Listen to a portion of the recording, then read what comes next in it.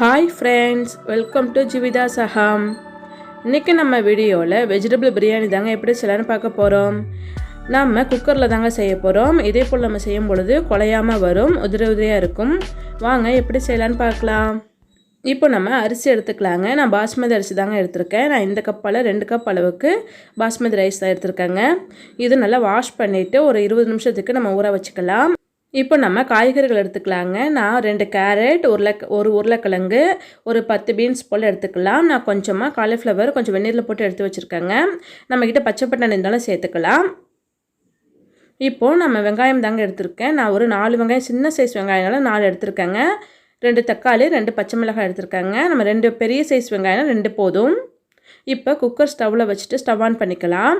Cooker நல்லா சூடானதும் நம்ம ஒரு 3 ஸ்பூன் அளவுக்கு நம்ம ஆயில் சேர்த்துக்கலாங்க. குக்கிங் ஆயில் சேர்த்துக்கலாம். அது கூடவே நான் 3 ஸ்பூன் அளவுக்கு நெய் சேர்த்துக்கிறேங்க. இப்போது நெய் சேர்த்த பிறகு நெய்யும் நல்லா சூடானதும் நாம் அது கூட ஒரு 4 ஏலக்காய், 4 கிராம்பு, 2 அன்னாசிப்பூ, கொஞ்சம் பட்டை சேர்த்துக்கலாங்க. இது கூடவே நான் 2 பிரிஞ்சி எல்லாம் சேர்த்துக்க போகிறேங்க. சேர்த்துட்டு நம்ம கட் பண்ணி வச்சுருக்க வெங்காயம் சேர்த்து நல்லா வதக்கிக்கலாம்.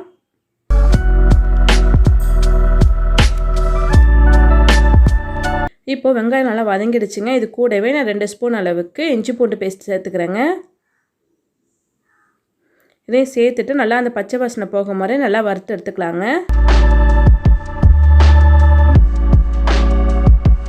இப்போது இஞ்சி பூண்டு பேஸ்ட்லாம் நல்லா வதக்கியாச்சு. அது கூட நம்ம கட் பண்ணி வச்சுருக்கோம் இல்லையா, அந்த 2 தக்காளி கூடவே 2 பச்சை மிளகாயும் நம்ம சேர்த்துட்டு நல்லா வதக்கிக்கலாம். தக்காளிலாம் நல்லா மசிஞ்சு வர வரைக்கும் நல்லா வதக்கிக்கலாங்க. இப்போது நல்லா தக்காளியில் வெந்து வந்துடுச்சு. இப்போது நம்ம அது கூடவே நான் ஒரு கைப்பிடி அளவுக்கு புதினா சேர்த்துக்க போகிறேங்க. புதினா சேர்த்த பிறகு ஒரு கைப்பிடி அளவுக்கு நம்ம கொத்தமல்லி சேர்த்துக்கலாம்.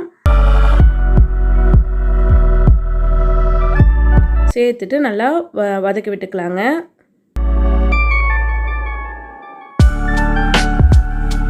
இப்போ நல்லா புதினா கொத்தமல்லிலாம் நல்லா வதங்கி வரட்டும்.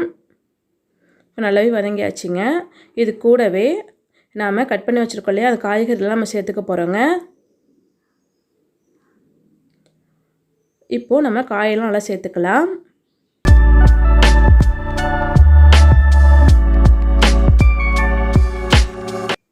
நல்லா காயெல்லாம் சேர்த்துட்டு நம்ம அந்த ஆயிலே நல்லா ஃப்ரை பண்ணுற மாதிரி ஒரு 2 நிமிஷத்துக்கு நல்லா வறுத்து விட்டுக்கலாங்க.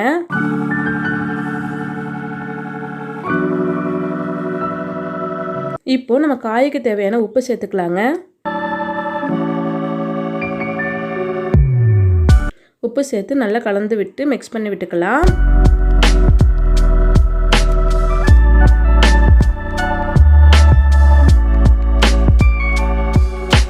இப்போது நான் 1 ஸ்பூன் அளவுக்கு மிளகாய்த்தூள் சேர்த்துருக்கேங்க. நமக்கு காரத்துக்கு ஏற்ற மாதிரி நம்ம சேர்த்துக்கலாம். இப்போ 1 ஸ்பூன் அளவுக்கு மல்லித்தூள், ஒரு 1/2 ஸ்பூன் அளவுக்கு கரம் மசாலா, ஒரு 1/4 ஸ்பூன் மஞ்சள் தூள் நம்ம சேர்த்துட்டு நல்லா மிக்ஸ் பண்ணி கலந்து விட்டுக்கலாங்க.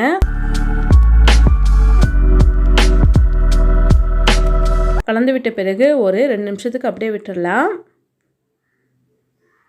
அது பிறகு நம்ம தயிர் சேர்த்துக்க போகிறேங்க. ஒரு 4 ஸ்பூன் அளவுக்கு நான் தயிர் சேர்த்துருக்கேங்க.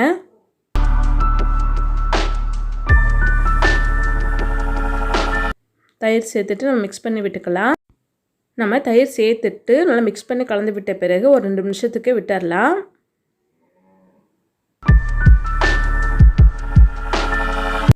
இப்போது நம்ம அரை மூடி எலுமிச்சைப்பழம் நல்லா புழிஞ்சு விட்டுக்கலாங்க.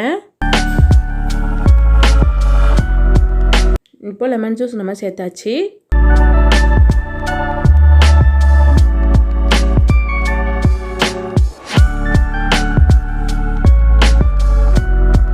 இப்போ நம்ம ஊற வச்சுருக்கிற அரிசியை நம்ம சேர்த்துக்க போகிறோங்க.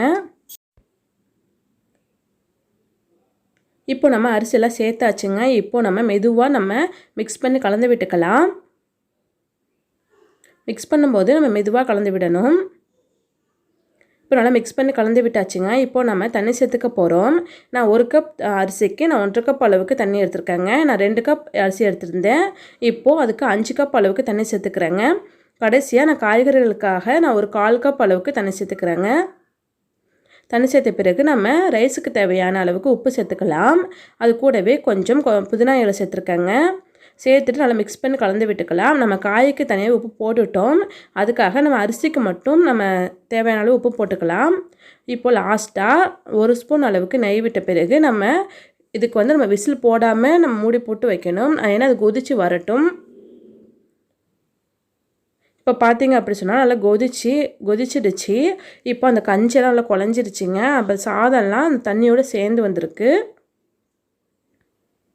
நல்லா மிக்ஸ் பண்ணி கிளறி விட்ட பிறகு இப்போது நம்ம ஒரு குக்கரோட மூடி போட்டாச்சுங்க. மூடி போட்டு நம்ம விசில் போட்டாச்சு.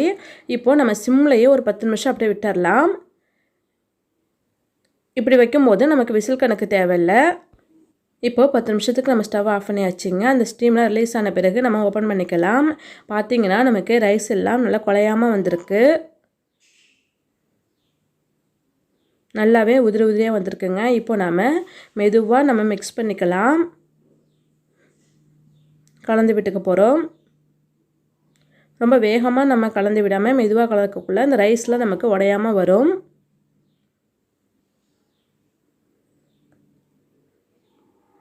அவ்வளோதாங்க, நமக்கு ரொம்பவே சூப்பரான வெஜிடபிள் பிரியாணி ரெடி ஆகிடுச்சு. ஃப்ரெண்ட்ஸ், இது போல் நீங்களும் செஞ்சு பாருங்கள். இந்த வீடியோ பிடிச்சிருந்தா ஒரு லைக் பண்ணிக்கோங்க. மறக்காமல் சப்ஸ்கிரைப் பண்ணிக்கோங்க. உங்களோட ஃபீட்பேக்கை கமெண்ட்ஸில் சொல்லுங்கள். தேங்க்யூ.